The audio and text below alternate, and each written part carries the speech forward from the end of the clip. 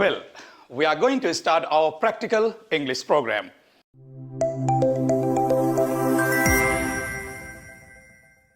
අද අපි කතා කරන්නේ ඔයගොල්ලන්ගේ ඉංග්‍රීසි කතා කිරීමේ හැකියාව වර්ධනය වීමට බලපාන ප්‍රබල සාධකයක් did භාවිතය අතීත කාලයේ ප්‍රශ්න විමසීම. මේක දන්න අය ඉන්නවා. හැබැයි නිතරම පටලවනවා සහ පුහුණුව මදි. අතීත කාලයේ ප්‍රශ්න විමසනකොට did වලින් පටන් ගන්නවා. දෙවනුව යොදනවා පුද්ගලයේ ක්‍රියාව කරන පුද්ගලයාට අපි කියනවා පුතේ subject කියලා. ක්‍රියාව කරන පුද්ගලයා. ඔන්න මං ඇටසැකිල්ලක් ඇඳලා පෙන්නුවා. කවුද? ක්‍රියාව කරන පුද්ගලයා තමයි දෙවනුව එන්නේ. ඒක වචන බහුවචන ભેදයක් නැහැ. එතකොට did you, did he, did she, did Namal, did Vasanta, did Priyanta. ඒ විදිහට ප්‍රශ්න අහන්න පුළුවන්. හැබැයි තුන්වෙනුව ක්‍රියාපදයක් එන්න ඕනේ. මේ ක්‍රියාපදය පුතේ විශේෂම දේ අතීත කාල ප්‍රශ්නයක් අහන්නේ වර්තමාන ක්‍රියාපදය යොදලා. අතීත කාල ප්‍රශ්නය අහන්නේ වර්තමාන ක්‍රියාපදය යොදලා. එතකොට අපි අහනවා නම් ඔයා ඊයේ ආවද මන් දැක්කේ නෑනේ. Did you come yesterday? එතකොට කාලය හඟවන පදයේ අන්තිමට අපි යොදන්නේ. ඔයා ආවද did you come? ඔහු ආවද did he come? ඇය ආවද did she come? මාලති ආවද did මාලති come? did වලින් පටන් ගන්නවා. පුද්ගලයෙක් දෙවනුව යොදනවා. ක්‍රියාපදයේ තුන්වෙනුව යොදනවා. ඔයා ආවද ඊයේ did you come yesterday? මේක වැඩිපුරම පුහුණු වෙන්න ඕනේ ඔහු ඇය කියන වචන දෙක. පිරිමි කෙනෙකුට අපි ඔහු කියලා කියනවා he. ගැහැණු කෙනෙකුට අපි she කියලා කියනවා ඇය. ඇය ආවද did she come? ඔහු ආවද did he come? යනාදී වශයෙන් තමයි ප්‍රශ්න විමසන්නේ. ඔහු ආවද did he come? ඇය ආවද did she come? මාලති ආවද කියලා අහනවා නම් did මාලති come? ඊයේ yesterday. ගිය සුමානේ last week. මාලති ආවද ගිය සුමානේ did මාලති come last week? ශාන්ත ගියාද කියලා අපි අහනවා did ශාන්ත go? වාසනා ආවද කියලා අපි අහනවා did වාසනා come? සේනක ගියාද කියලා අපි අහනවා did සේනක go? හැබැයි ක්‍රියාපදයේ වර්තමාන ක්‍රියාපදය. did වලින් අහන ප්‍රශ්න අතීත කාලයි. මේ අතීත කාලයේ ප්‍රශ්න විමසන ප්‍රධානම ක්‍රමය. හරි. අපි එහෙනම් පළමු උදාහරණයට යමු. first example ලියාගෙන ඉවරද? අපි අහනවා අතීත කාල ප්‍රශ්නයක්. ඔයා මොනා හරි කෑවද කියලා. දැන් ඔයාට පැහැදිලිද පුතේ කෑවාද කියලා ඇහුවාම මේක අතීත කාලයි කියලා. කෑවාද කියලා නේ අහන්නේ. ඔයා මොනා හරි කෑවාද? එතකොට did වලින් පටන් අරන් පුද්ගලයා දෙවනුව යොදනවා. වර්තමාන ක්‍රියාපදයේ කිව්වනේ අපි යොදන්නේ තුන්වෙනුව. ඒතර බලන්න මෙන්න එක did. did කියන්නේ අතීතයේ ප්‍රශ්න විමසන ආධාරකය.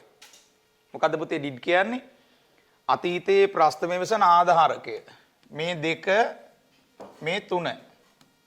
පැහැදිලිද? එතකොට ඔයා කෑවාද කියලා අපි අහන්නේ did you eat? දැන් මොනවා හරි කියන එක අපි මෙතෙන්ට යොදන්න ඕනේ. ඔයා කෑවාද මොනවා හරි? did you eat something කියලා අපි මෙතෙන්ට අවසානයේ යොදනවා මොනවා හරි කියලා කියන්නේ. දැන් මේක ප්‍රශ්නයක් නේ. ඒ නිසා ප්‍රශ්නාර්ථ ලකුණ යොදන්නත් ඕනේ. ඔයා කෑවද මොනවා හරි? did you eat something? ඒතර මේකේ වැදගත්ම දේ තමයි ඔයා තේරුම් ගන්න ඕනේ කෑවාද කියලා. අතීතෙන් අහන ප්‍රශ්නයක් මේක. කනවාද කියලා අහන එක නෙමෙයි. කෑවාද මොනවා හරි? did you eat something? හරි පුතේ. අපි යමු දැන් දෙවෙනි උදාහරණයට. ඔයා කිව්වද කාට හරි? දැන් මුලින්ම ඔයා තේරුම් ගන්න ඕනේ පුතේ කිව්වාද කියන එක මොන කාලයටද අයිති? අතීත කාලයට. මේක තමයි වැදගත්ම දේ තේරුම් ගන්න ඕනේ. ඔයා කිව්වද කාට හරි. එතකොට did වලින් තමයි පටන් ගන්නෙ. පුද්ගලයා දෙවෙනුව එනවා. කියනවට ක්‍රියාපදයේ tell තුන්වෙනුව එනවා. ඊළඟට කාට හරි කියලා කියන්න අපි යොදනවා someone කියන ප්‍රකාශය. පැහැදිලිද? ඔයා කිව්වද කාට හරි did you tell someone? කාට හරි someone. Did you tell someone? කියනවට ක්‍රියාපදය tell. ඔයා කිව්වද කාට හරි did you tell someone?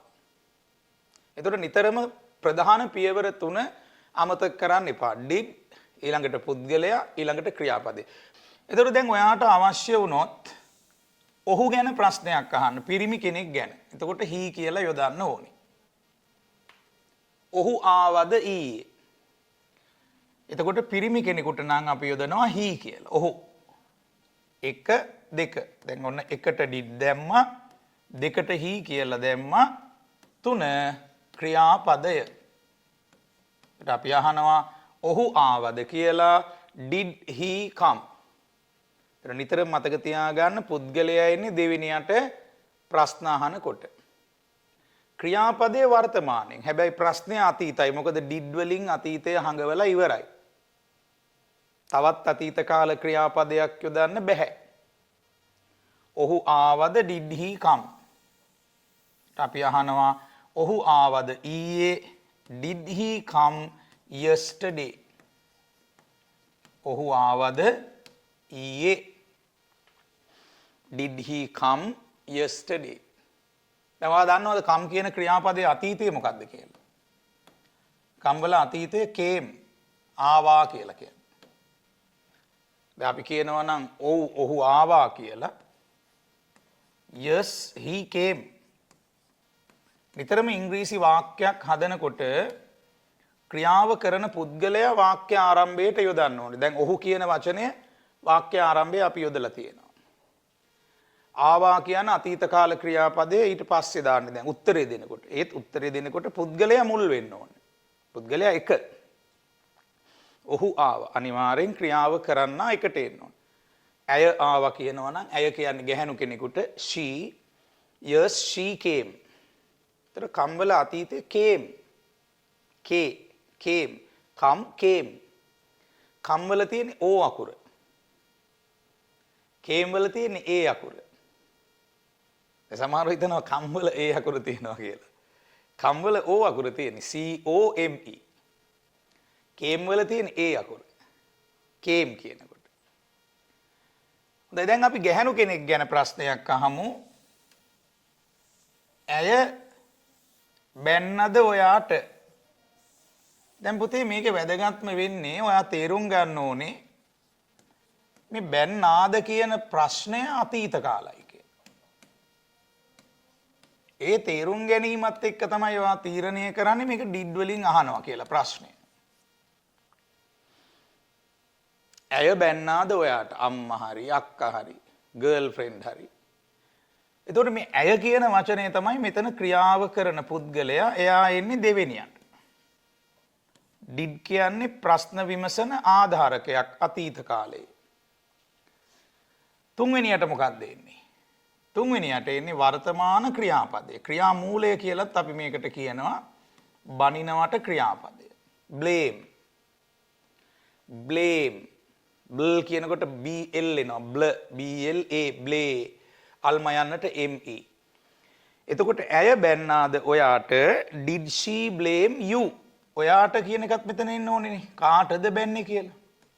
ඊළඟට ප්‍රශ්නයක් නිසා ප්‍රශ්නාර්ථ ලකුණ යෙදෙන්නත් ඕනේ. ඇය බැන්නාද ඔයාට? did she blame you? ඇය බැන්නාද ඔයාට? did she blame you? දැන් මේ blame කියන වචනේ බනිනවට ක්‍රියාපදයක් ටිකක් හිමින් අඩුවෙන් බනිනවට. දොස් කියනවට. තදින් බනිනවට scold. blame කියන වචනේ නාමපදයක් විදිහටත් භාවිතා වෙනවා. දෝෂාරෝපණය දෝෂාරෝපණය කිව්වොත් නාමපදයක්නේ. ඒ නාමපදය blame මයි. දෝෂාරෝපණය. ඒත් blame. දැන් අපි විධානයක් එහෙම දෙනකොට කියනවා සියලුම දෝෂාරෝපණ මාමත පටවන්න එපා කියලා. පටවනවා හෙවත් දානවා. දානවා කියන්නේ put. ඒකට අපි කියන්නේ don't put දාන්න එපා. all the blames. all the blames කියන්නේ සියලු දෝෂාරෝපණ. don't put all the blames මා මත මත කියන්නේ on මා මත කියන්නේ on me. මේක තේරුම මොකද්ද? විධානයක් මේක. සියලු දෝෂාරෝපණ මට පටවන්න එපා, මා මත පටවන්න එපා. don't put දාන්න එපා, පටවන්න එපා. don't put all the blames on me. දැන් එතන ඇයි the දැම්මේ? the දාන්නේ නාමපද වලට මුලින් විතරයි පුතේ. ඒතර මෙතන blames කියන්නේ දෝෂාරෝපණ කියන අදහස දෙන නාමපදයක්. ඒ නාමපදයට මුලින් තමයි the දැම්මේ. ඒතකොට blame ක්‍රියාපදයකුත් වෙනවා, නාමපදයකුත් වෙනවා. හරි පුතේ අපි දැන් කියනවා නම් කාගේ හරි නමක් දාලා දැන් ගොඩක් අයට පුරුදු නැහැ නම් යොදලා ප්‍රශ්න විමසීම. did වලින් පටන් අරන් අපි කියවනේ පුද්ගලයෙක් එනවා කියලා දෙවනුව. ක්‍රියාපදයේ තුන්වනුව. දැන් අපි අහනවා පුතේ සුපුන් ආවද ඊයේ කියලා. දැන් did කියලා පටන් අරන් ඔයාට හුරු නෑ නේද පුද්ගලයෙක් යොදලා. අන්න ඒක හුරු වෙන්න පුතේ. වාක්‍ය මැද්දට මේ සුපුන් කියන පුද්ගලයා අමල්, සංජීව, වසන්ත ඕනම පදයක් මැදට යොදන්න පුළුවන්. එතකොට අපි අහනවා සුපුන් ආවද කියලා. දැන් මෙතන යොදන්නේ ක්‍රියාපදයේ වර්තමානයේ. දැන් මේ පියවර තුන ඔයා මතක තියාගන්න. did වලින් පටන් ගන්නවා. පුද්ගලයා දෙවනුව ඒක වචන බහුවචන ભેදයක් නැහැ. පුද්ගලයෙක් නමක් වෙන්නත් පුළුවන්. ක්‍රියාපදයේ තුන්වනුව. එතකොට කාලය හඟවන පදේ yesterday ඒක මුලටම දාන්නත් පුළුවන් අගටම දාන්නත් පුළුවන්. ගොඩක් වෙලාවට අපි අගට දානවා. yesterday did supun come. නැත්තම් did supun come yesterday. ඊයේ සුපුන් ආවද? ඔන්න උතන තමයි ඒවා හුරු වෙන්න ඕනේ. ඉංග්‍රීසි වල හුරුවනේ වැදගත්. දැන් ඔයගලන්ට ගොඩක් වෙලාවට පිළිගන්න පුද්ගලයන්ගේ නම් දාලා මේ ප්‍රශ්න අහන එක හුරු මදි නේද? හුරු වෙන්න පුතේ did supun ඊළඟට ක්‍රියාපද. වර්තමාන ක්‍රියාපදේ ක්‍රියාමූලය. එතන මේකේ came කියලා දාන්නේ come. තේරුම ආවද කියන එක. දැන් බලන්න මේක අතීත කාලයි නේද කියලා. ආවාද. මේ අහන්නේ ඔක්කොම අතීත ප්‍රශ්න. did supun come yesterday? දැන් සුපුන්ට අපි කියනවා he කියලා. සපුමලීට අපි කියනවා she කියලා. සුපුන්ට කියන්නේ he. ඒ කියන්නේ දැන් මේ ප්‍රශ්නෙට උත්තරයක් දෙනවා නම් මෙන්න මේකෙන් තමයි උත්තර දෙන්න ඕනේ. සුපුන්ට he කියන්න ඕනේ. සපුමලීට she කියන්න ඕනේ. ඇය. සුපුන්ට කියන්නේ ඔහු. එතකොට ඔහු ආවා. he came. එතකොට අපි කියනවා yes he came. ඔහු ආවා. එතකොට ප්‍රශ්නය අහනකොට සුපුන් උනාට උත්තරේදී සුපුන්ව he කරන්න මතක තියාගන්න. හොඳයි තව ප්‍රශ්නයක් අපි අහමු. ඔයා දවල් කෑම ගත්තාද? එතකොට did වලින් තමයි පටන් ගන්න. දැන් ඔයාට මුලින්ම මේකෙදි පැහැදිලි වෙන්න ඕනේ පුතේ මේ ගත්තාද කියන එක. අතීත කාලය කියලා. එතකොට ඊට පස්සේ තමයි ඔයා තීරණය කරන්නේ did වලින් ප්‍රශ්නේ අහන්න. ඔයා දවල් කෑම ගත්තද?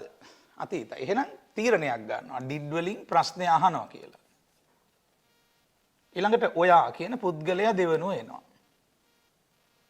ඊළඟට ගන්නවට ක්‍රියාපදයේ take වර්තමාන ක්‍රියාපදේ. ඉංග්‍රීසි භාෂාවේ විශේෂත්වයක් තියෙනවා ලන්ච් එකට අපි කියනවා ඔයාගේ ලන්ච් එක කියලා.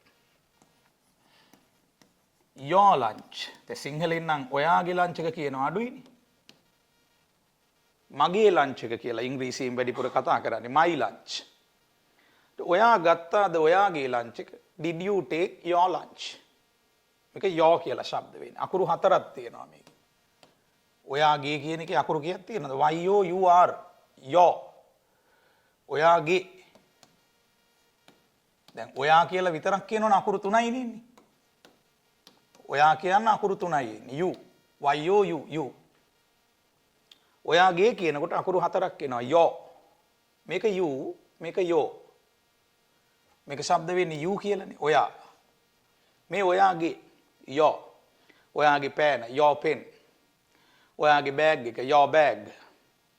ඔයාගේ කතාව your story. ඔයාගේ ආදරය your love. Did you take your lunch? ඔයාගේ lunch එක ගත්තද? දැන් මේ වගේ ප්‍රශ්නකදී ඔයාට පුළුවන් උත්තරයක් දෙන්න. දැන් මේ you කියලා අහන ප්‍රශ්නය you කියලා කියන්නේ තමන් ඉදිරියේ ඉන්න කෙනාටනේ. ඒතර යා උත්තර දෙන කෙනා කියන්නේ මම කියලා. ඔව් මම lunch එක ගත්තා. එතකොට ඔව් හරි නෑ හරි කියලා මුලින් කියලා yes no කියලා එක මුලින් කියලා yes නිතරම ක්‍රියාව කරන්නාගෙන් පටන් ගන්න ඕනේ උත්තරේ.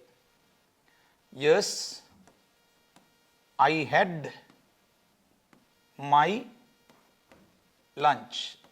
අර ඉංග්‍රීසි භාෂාවේ නැඹුරුවක් තියෙනවා මගේ lunch එක කියලා කතා කරන්න my lunch. ඒතර උත්තරයක් දෙනකොට පුද්ගලයා මුල් වෙනවා ක්‍රියාපදයේ දෙවන වෙනවා. මේ ක්‍රියාපදයේ තේරුම had කියන ක්‍රියාපදයේ මෙතන තේරුම ගත්තා කියන එක. ආහාර වේලක් ගත්තා.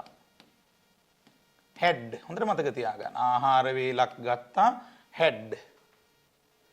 ඒතර නිතරම අපි කියන්නේ I had මම ගත්තා.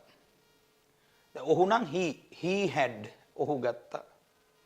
she නම් she had ඇය ගත්තා.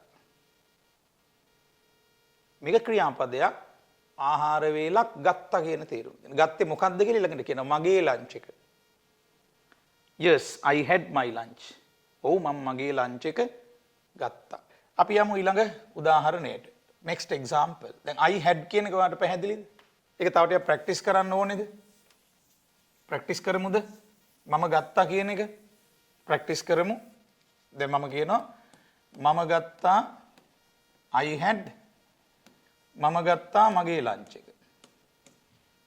I had my lunch. දැන් නිතර මේ ක්‍රියාව කරන පුද්ගලයාගෙන් තමයි පටන් ගන්නෙ වාක්‍යයක්. ඔහු කියලා පටන් ගන්න පුළුවන්. ඇය කියලා පටන් ගන්න පුළුවන්. ඔහු කියන්නේ පිරිමි ඕනම පිරිමි කෙනෙකුට ඔහු. එතකොට ඔහු ගත්තා නම් he had. ඇය ගත්තා නම් she had. ඔහු ගත්තා ඔහුගේ ලන්ච් එක කියලා අපි කියනවා. he had his lunch. ඇය ගත්තා ඇයගේ ලන්ච් එක කියලා අපි කියනවා. she had her lunch. ඒ විදිහට එන්නේ. මම ගත්තා මගේ ලන්ච් එක. I had my lunch. ඔහු ගත්තා ඔහුගේ ලන්ච් එක. he had his lunch. ඇය ගත්තා ඇගේ ලන්ච් එක. she had her lunch. her කියන්නේ ඇගේ. මේ වචනේ උච්චාරණය වෙන්නේ her. ඇගේ කියලා උච්චාරණය වෙන්නේ. මේක ඔහුගේ his. his කියන්නේ ඔහුගේ. ඔහුගේ පෑන කියන්නේ his pen. ඔහුගේ ආදරය කියන්නේ his love. ඔහුගේ කතාව කියන්නේ his story. his story. ඔයා කෑවද? did you eat? ඔයා බිව්වද? did you drink? ඔයා නෑවද? did you take a bath? ඒතර නානවට ක්‍රියාපදයේ හැබැයි ඔයාට මතක තියෙන්න ඕනේ. නානවට ක්‍රියාපදයේ පුතේ take a bath. නානවා. එතකොට මේකේ එකකුත් තියෙනවා take a bath. එතකොට අපි අහන්නේ කොහොමද? did you දෙවනුව. did you take a bath? ඔයා නෑවද? ඔකට කෙටි පිළිතුරක් දෙන්න පුළුවන් yes I did කියලා. මම මේ කෙටි පිළිතුරු නැවත පුරුදු කරන්න. did වලින් අහන ඕනම ප්‍රශ්නයකට yes I did කියන්න පුළුවන්. හොඳයි. මම මේකේ ඊළඟ කොටස අලුත් පාඩමකින් නැවත කරනවා. wish you all the best.